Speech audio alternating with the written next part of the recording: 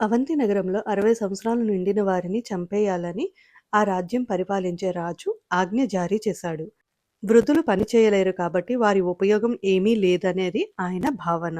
అంతేకాదు పాత వస్తువులు కూడా ఉండకూడదు, అవి శనికి సంకేతమని, అవి కూడా పారేయాలి అని ఆయన ఆజ్ఞ జారీ చేశాడు. శని ఉంటే రాజ్యానికి అరిష్టమని భావించేవాడు. రాజ్యంలో చాలామంది తమ పూర్వీకుల జ్ఞాపకంగా దాచుకున్న పాత విలువైన వస్తువులను విసిరి పారేయలేక చాలా మనస్తాపం పొందేవారు. కావున ఆ రాజ్యంలో వృద్ధులు కాని పాత వస్తువులు కాని కనపడవు. శాంతమ్మకి ఈ మధ్య 60వ సంవత్సరం వచ్చింది. ఆమె కొడుకులు ఆమెను ఒకచోట రహస్యంగా భటులకు కనబడకుండా దాచి ఉంచారు. ఒకనాడు అడవిలో సింహం ఒకటి ఊరి మీద పడి దొరికిన వారిని దొరికినట్లు దాడి చేయసాగింది. ప్రజలందరూ భయభ్రాంతులయ్యారు. సింహం గర్జిస్తూ ఊరంతా అడవిలో తిరిగినట్లు తిరుగుతుంది. ప్రజలకు ఏమి చేయాలో తోచలేదు. దాన్ని అడ్డుకోవడానికి వెళ్లిన భటులందరినీ అది దూకి చంపి తినేసేది.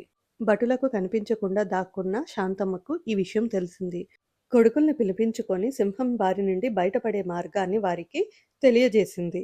సున్నం నీళ్లలో ముంచిన మేకపిల్లను ఆహారంగా వేయమని చెప్పింది శాంతమ్మ. ఆమె చెప్పిన విధంగానే కొడుకులు ఆ పని చేశారు.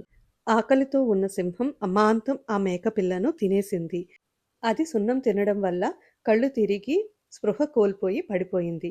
అప్పుడు భటులు వచ్చి దాని మీద వల వేసి పట్టుకొని బోనులో పెట్టారు.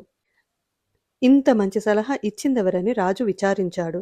శాంతమ్మ రహస్యంగా దాగిన విషయం తెలిసిన రాజు ఆమె తెలివికి మెచ్చుకొని పెద్దలను వృద్ధులను చంపకూడదని, వాళ్ల సలహాలు సూచనలు అనుభవాలు విలువైనవని, వృద్ధుల అవసరం ఎంతో ఉందని వృద్ధులను చంపే శాసనం రద్దు చేయించాడు.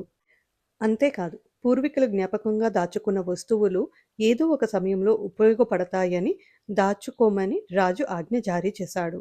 జీవిత సారం అంతా రంగరించి మంచి సలహాలు ఇవ్వగలిగేది పెద్దలే సుమా.